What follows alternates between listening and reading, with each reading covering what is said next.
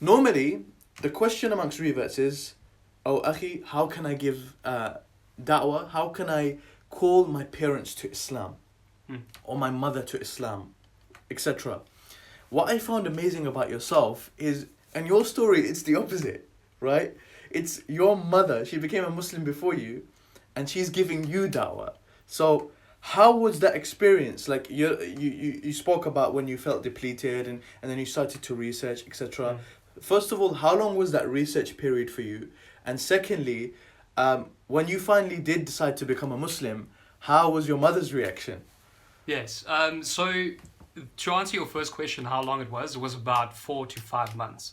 That Okay. is how long it took me to really, delve deep and so forth. And Yeah. then upon that, of course, in addition to that, I started my in-depth, studies regarding the Quran and so forth.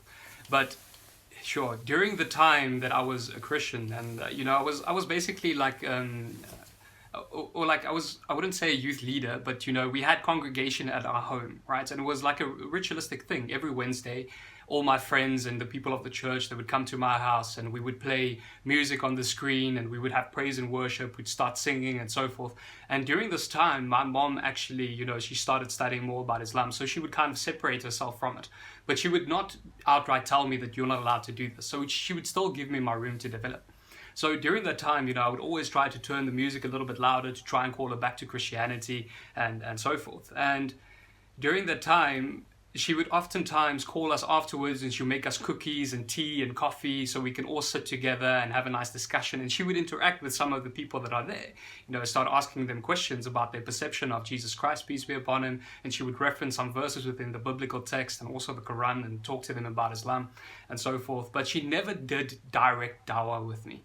The only time she did direct dawah with me was when I realized that, listen, I need to spread my wings. I need to rediscover who I want to be in life, because the quest of following my father's footsteps was starting to wither apart. So I decided to go work abroad for Royal Caribbean.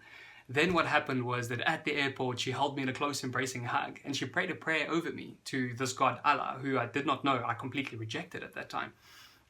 And she asked Allah to send a very big angel with me, to guide and to protect me upon my journey. And I left for my flight and I landed in Australia and I got up on my ship. And that is when I opened my bag and I realized my mom put a Quran in my bag. Now, that is the dawah that she really hit me hard with, because she told me that in order for you to debate against the Muslims one day, in order for you to have interaction with them, you need to know what they believe. Because at that time, I realized I don't really know what they believe. I would throw these verses at her, trying to reject her and so forth. But fundamentally, I don't really have that perspective of what the foundation of Islam is.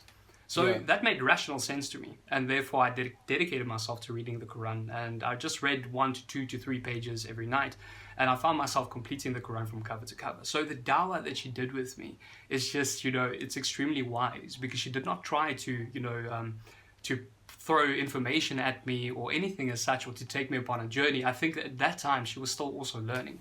But just to give me that Quran, just to encourage me, have a read at this, do your studies regarding this book, so you can understand what Islam is and where they come from.